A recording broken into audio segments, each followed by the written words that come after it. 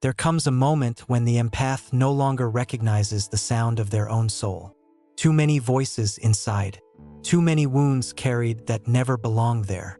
Carl Jung once wrote that what is not conscious controls life from the shadows. And maybe that was the hidden tragedy all along.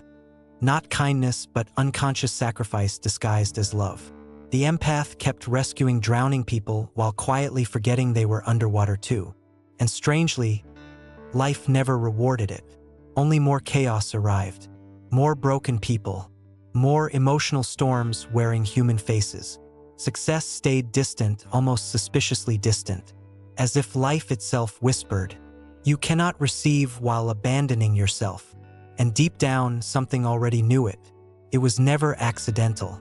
Some people can smell light the way wolves smell blood. Not because they are evil, but because emptiness searches for warmth. The empath calls it connection, but often it is unconscious hunger meeting unconscious guilt.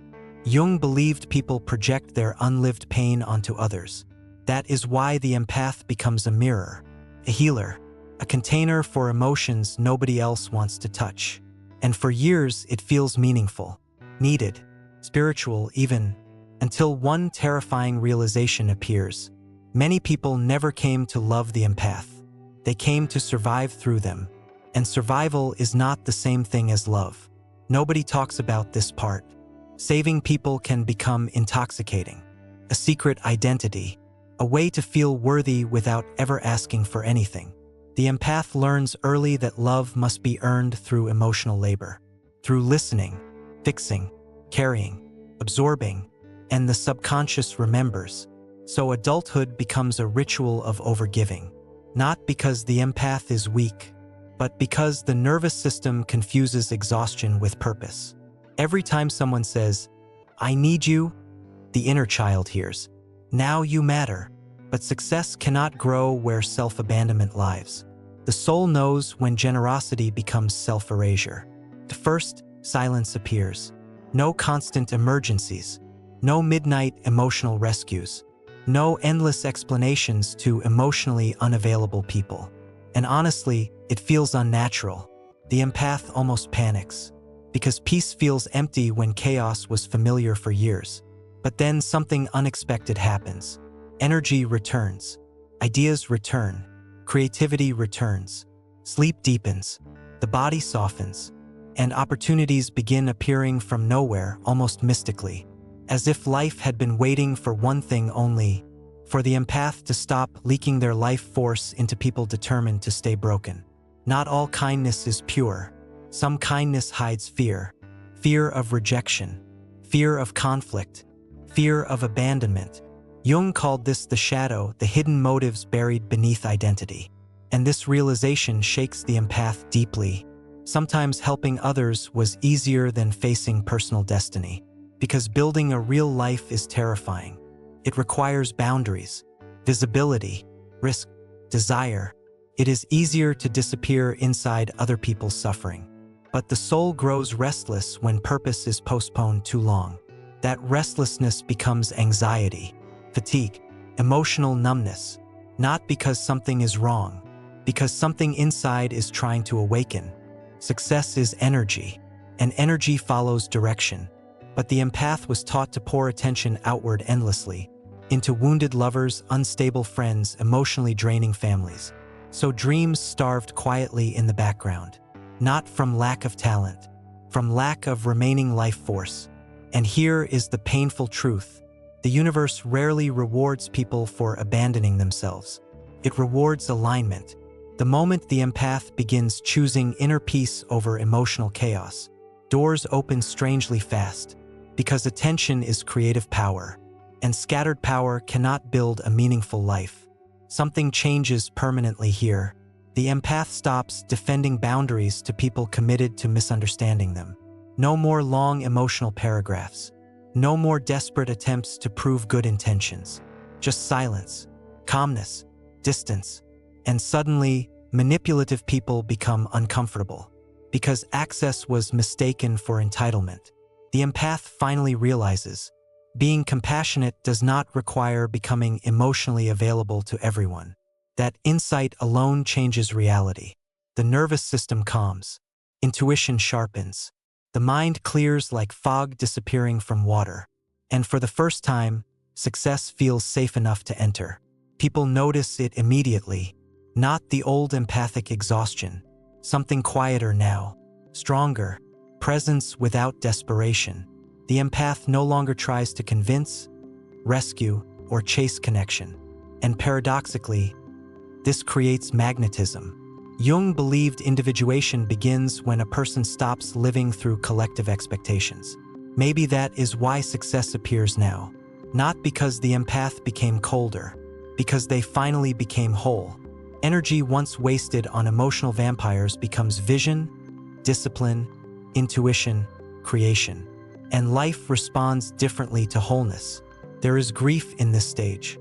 Not everyone survives the empath's awakening. Some relationships collapse the moment endless giving disappears. Some people leave when access to emotional rescue ends. And that hurts more than expected. But something sacred is born in the emptiness afterward. A new relationship with the self. The empath begins asking dangerous questions. What if my purpose was never to save everyone? What if my sensitivity was meant to create, not suffer? And suddenly the future no longer feels heavy.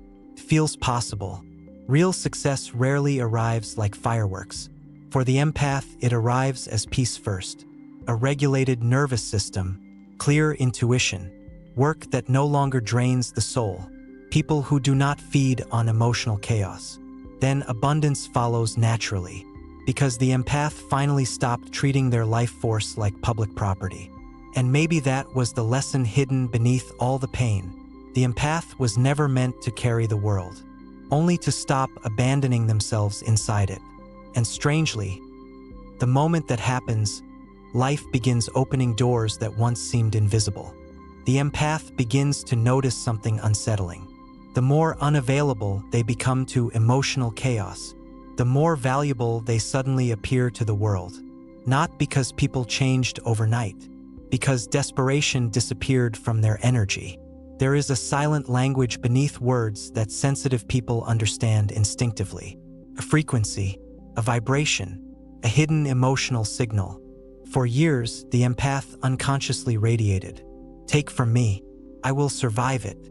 And people did. But now something ancient shifts inside. The empath no longer enters every wounded story like a firefighter rushing into flames. They pause, observe, feel, and for the first time they ask, does this connection nourish my soul or consume it? That single question changes destiny. The strangest thing about healing is that it initially feels selfish. The empath starts saying no, stops answering immediately, stops carrying conversations alone, stops becoming unpaid therapy for emotionally unavailable people. And guilt appears instantly, heavy, familiar, sharp, because somewhere in childhood, love became connected to self-sacrifice. Jung believed the unconscious repeats old survival patterns until awareness interrupts them. Maybe that is why the empath keeps meeting the same draining people in different bodies. Not punishment, pattern. And patterns lose power the moment they become conscious. Success begins arriving in subtle forms first. Not money, not recognition, space, mental space, emotional space, creative space. The empath suddenly hears thoughts that were drowned for years beneath everyone else's emotions. Dreams return unexpectedly. Ideas appear at strange hours. Intuition becomes almost frighteningly accurate, because intuition cannot whisper through constant emotional noise. And maybe that was the hidden theft all along. Not time, not energy, silence. Some people become angry when the empath evolves. This confuses the empath deeply at first. How can my healing upset someone? But healing changes relationship dynamics, especially relationships built on imbalance. The empath once tolerated emotional inconsistency, manipulation, and one-sided effort because compassion blurred every red flag. Now the nervous system reacts differently. The body tightens around chaos instead of romanticizing it. Intuition no longer negotiates with discomfort. And suddenly, people who once felt magnetic begin feeling emotionally dangerous. That is not cruelty. That is awakening. There comes a lonely season few people talk about.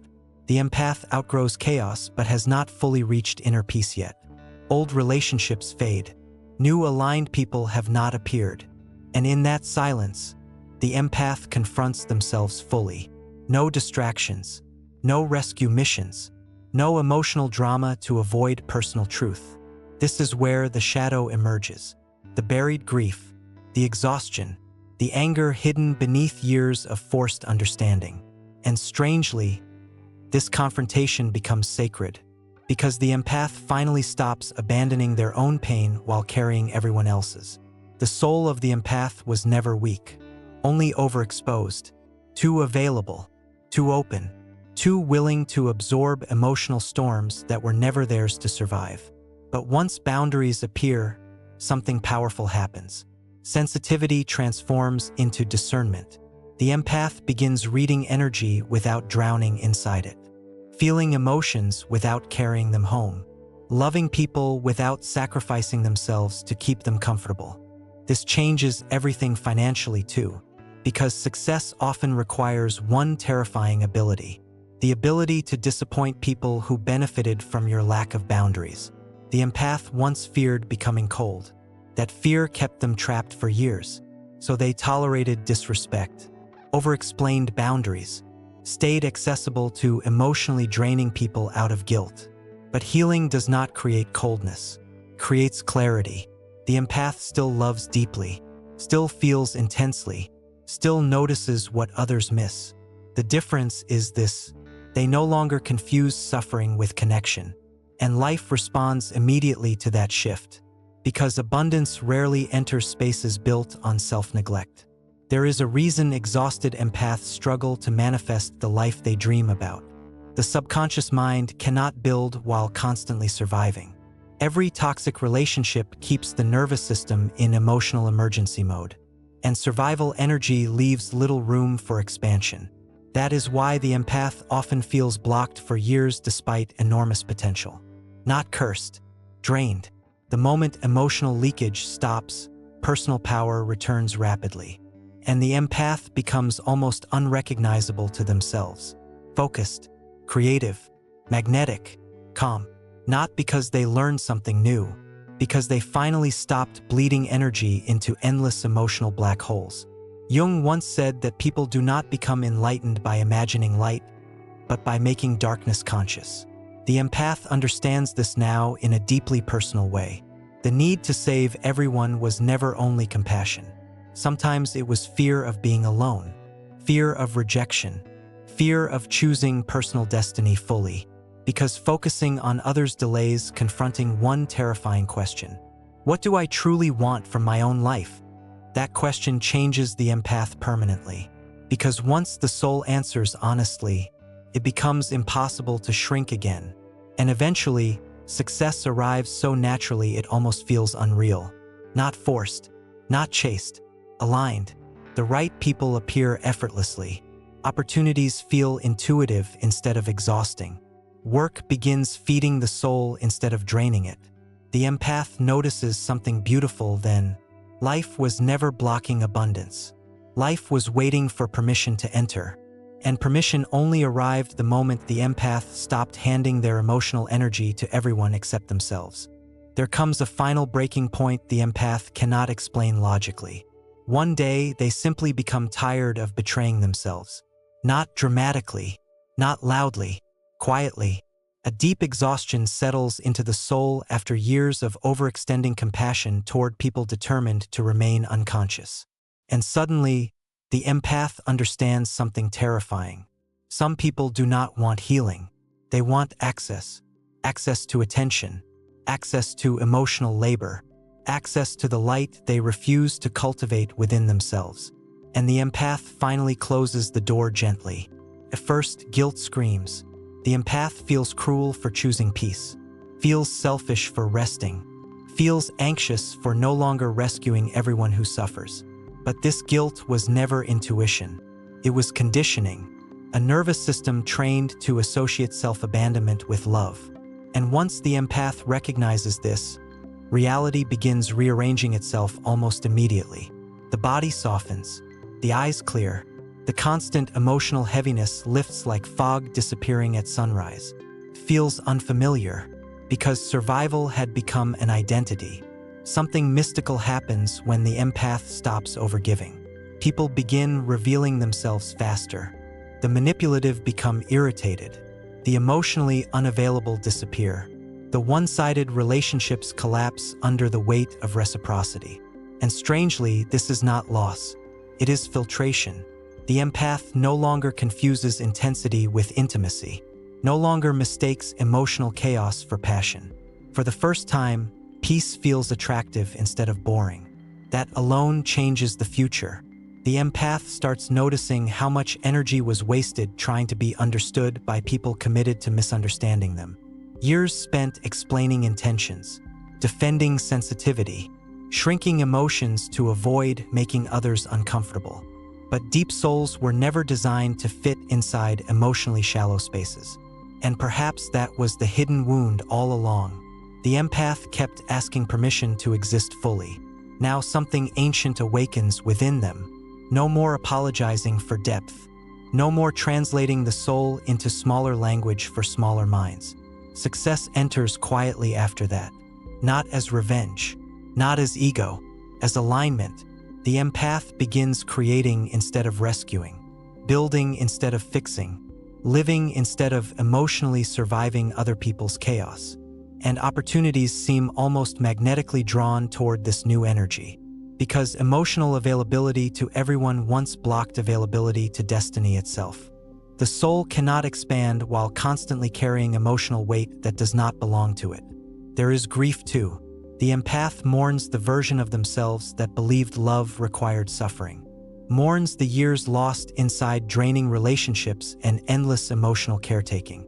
But eventually compassion replaces regret, because the empath realizes they were never weak, only deeply conditioned to seek worth through sacrifice. And conditioning can be broken. That realization feels like spiritual oxygen after years underwater. Jung believed individuation happens when a person becomes who they truly are instead of who survival forced them to become. The empath understands this now. The healer identity was not entirely authentic. Part of it was trauma wearing sacred clothing, a subconscious attempt to secure love through usefulness. But love that depends on self-erasure was never love. And the soul knows this long before the mind admits it. That is why the empath always felt exhausted even while doing the right thing. The body was carrying a truth the heart feared to face. The empath notices another strange shift now. Abundance no longer feels dangerous. For years, success unconsciously felt unsafe because visibility attracts attention, and attention once meant emotional responsibility. More people to save, more energy to give away, more emotional burdens to absorb. But now boundaries protect the nervous system. And because safety finally exists internally, success can finally stay. Not briefly, not temporarily, permanently. The new life feels almost unreal sometimes. Conversations become lighter. Sleep becomes deeper. Creativity flows without force. The empath no longer wakes up emotionally exhausted from carrying invisible tension everywhere. And intuition sharpens into something almost supernatural. Not because the empath became more spiritual, because emotional noise stopped drowning out inner wisdom. The answers were always there. The chaos was simply louder. And then the final realization arrives. The empath was never meant to save the world, only to stop abandoning themselves inside it. Sensitivity was never a punishment. It was guidance, a gift meant to create beauty, depth, art, connection, wisdom, not endless suffering. And perhaps success was never hiding from the empath at all. Perhaps it stood patiently at the edge of their life waiting for one sacred moment, the moment they finally chose themselves. After that, everything changes. Not instantly, but permanently. The empath walks differently now, speaks differently, chooses differently. No longer emotionally available to chaos disguised as connection. No longer attracted to brokenness disguised as depth. And life begins opening in impossible ways because energy once trapped in survival finally becomes free to create. The soul feels lighter. The future feels alive. And for the first time in a very long time, the empath stops trying to save everyone and finally saves themselves. If something in this story felt strangely familiar, maybe your soul was meant to hear it at this moment. Write in the comments what part resonated with you most. The empath journey is never walked alone. And subscribe to the channel if you're ready to understand your sensitivity not as a burden, but as hidden power. Thank you for watching.